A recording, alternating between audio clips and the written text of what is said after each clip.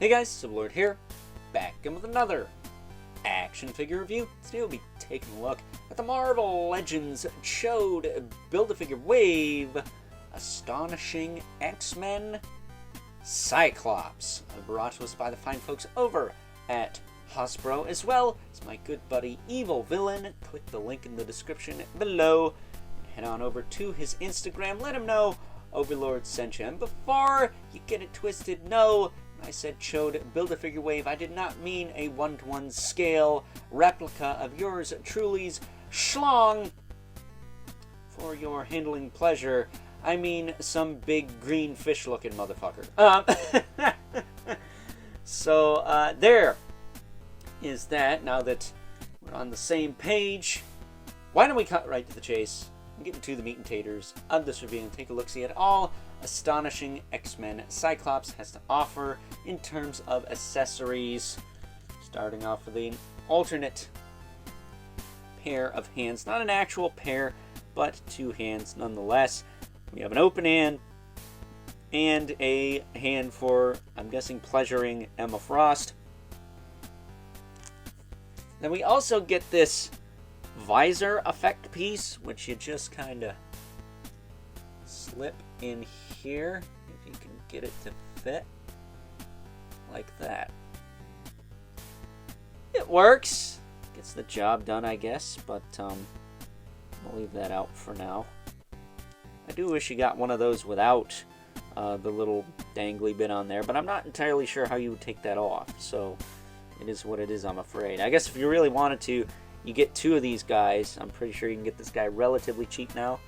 And you just take that visor piece out, cut that effect piece off, put the piece back into the head, and just have all heads. Super glue them in place or something.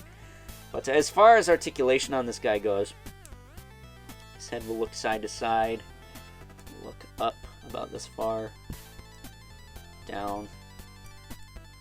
No real tilt to speak of. He's on like a souped up Vulcan body. I say souped up because he's got all these panel lines and things that the regular Vulcan body does not have. His arms will lift up pretty far, not too terrible, but if you finagle it, you can get it more than that. He also has the beautiful butterfly, which is very clicky on this side. His shoulders will rotate. He's got a bicep swivel, which not very gummy on this guy, I have to say. Double elbow. Be mindful of the bicep. You don't pop that off when you're trying to bend that, but it does work. Swivel hinge wrists. Ab crunch, that'll move that far forward, that far back. He's got a waist twist. Hips that'll kick out, back down, forward, back, thigh cut. Again, not very gummy on this side. That's even less gummy. Same with that bicep. Double jointed knee. Yeah, very tight on that. And he does have a boot cut, which again, not very gummy. Almost like he doesn't feel like a Hasbro figure at all. Very strange. This side's a little gummy, but I don't feel the need to mess with this guy, so I'm not gonna. He also has a hinge in the foot with the rocker, and peg holds the bottom of the feet if you want to throw him on a stand. So, decent figure. Not gonna lie, I like this guy a lot more than I thought I would. I actually traded Evil Villain the X Factor Cyclops from the Nemesis wave to get this guy, and yeah, I'm glad that I did. I really like this figure. I think he is nice. I just wonder how long it's going to take Hasbro to get the rest of the team, because it's not a very big team. What is that? Colossus, Kitty Pryde, and Kitty Cat Beast? I mean, I guess there's Zorn, the dude with the skull mask, and Danger, but they're a little more involved. I think the other ones are highly likely, whereas the other two, maybe not so much. So, with that being said, I think it is time now that we move right along, take a look at some size comparisons. First up, here is good old Scott Summers alongside the only other members from the Astonishing X-Men lineup we've gotten from the fine folks over at Hasbro. Thus far, we got Logan, aka Wolverine, from the, I want to say, 85th anniversary line with Danny Ketch, Luke Cage and Iron Fist, Superior Spider-Man, and of course Scar. Can't forget the Son of Hulk now.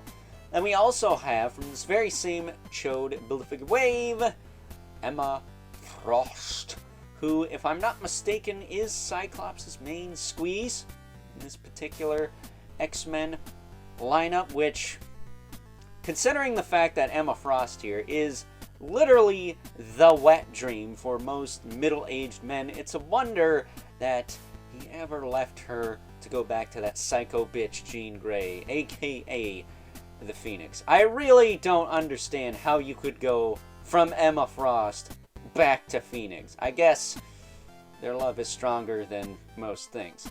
So there you go. Getting these two out of the way, so we can bring in our two regulars, the Mythic Legion's Brother Mandibilith, right there, and the infamous Beloved Spawn, who, as usual, towers over everyone. So, with that being said, it's time now that we wrap things up with some final thoughts. Overall, and much like the Astonishing Wolverine we took a look at here on the channel a few months back now, it's been a while, to say the very least. I have to say that, yes, good old Cyclops is a very much welcomed addition to our Astonishing X-Men lineup. I just wonder, how much longer is it going to take us to get the last three members? Well, I guess there's more like 5 if you count his name Zorn, guy with the skull mask, and Danger, but we're talking Colossus, Kitty Pryde, and Kitty Cat Beast. How long is it going to take for us to get those? Because this is not a very large team, Hasbro. Come on. Come on, man.